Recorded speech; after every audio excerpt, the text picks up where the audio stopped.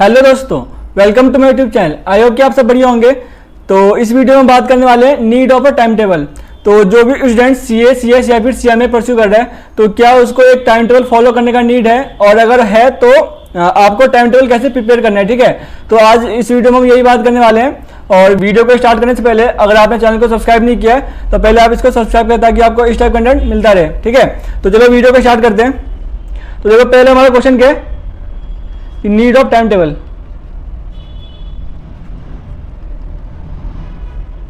Time table का need क्यों है हमको। देखो, जो भी सीएस या फिर सीएस या फिर सीएमए परस्यू कर रहा है तो इस कोर्स में आपको सबसे ज़्यादा जो रिक्वायर्ड होता है वो होता है आपका कंसिस्टेंसी।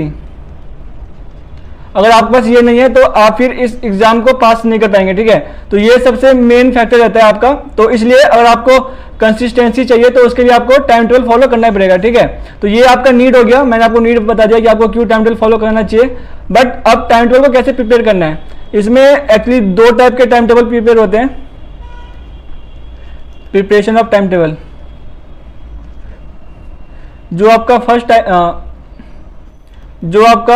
टाइप है वो क्या है आपका, कि आपने, अगर मैं आपको एग्जांपल दूं, फॉर एग्जांपल मैं लिखता हूं Monday Tuesday Wednesday Thursday Friday Saturday and Sunday.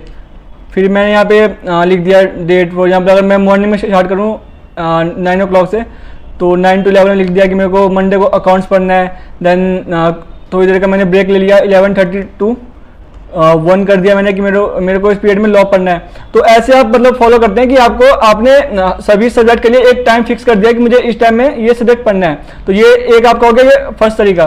But मैंने अपनी लाइफ में कभी भी ये टाइम टेबल फॉलो नहीं किया है। मैंने दूसरा वाला फॉलो किया जो अभी मैं आपको बताऊंगा।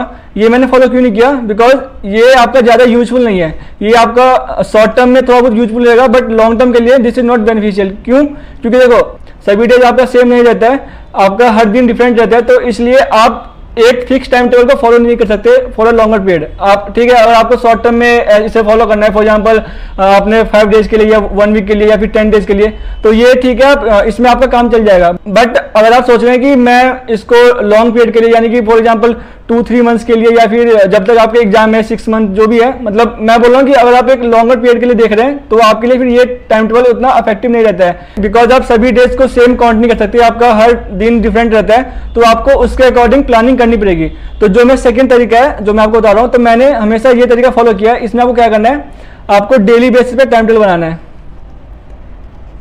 On daily basis. बट मैं आपको ये नहीं कह रहा कि आपको ये डेली बेस पे एक पेपर पे लिख के रखना है कि मेरे को पूरे दिन में आज क्या करना है। आप ये अपने माइंड में सोच सकते हैं कि मेरे को पूरे दिन की प्लानिंग कैसे करनी है। तो इसमें आपको क्या करना है, आपको नाइट में जब आप सोने जाते हैं उससे थोड़ा पहले, नाइट में या फिर नेक्स्ट डे अर्ली मॉर्निंग में, ये आपको अपने माइंड में सोचना है कि मुझे पूरे दिन में क्या करना है। आपको पूरे दिन की प्लानिंग करनी है कि क्योंकि आपका सभी डेज, जैसे मैंने बताया कि आपका सभी डेज सेम नहीं रहता, तो आपके हर दिन के अकॉर्डिंग आपको प्लानिंग करनी पड़ेगी सेपरेटली। ठीक है, तो इसलिए मैं बोलता हूँ कि आप डेली बेसिस पे प्लानिंग करनी है कि मुझे पूरे दिन में आज क्या क्या करना है। ठीक है, मैंने भी यही टेक्निक फॉलो किया था। मैं डेली मतलब अपने माइंड में सोचता था कि मुझे आज पूरे दिन में क्या करना है।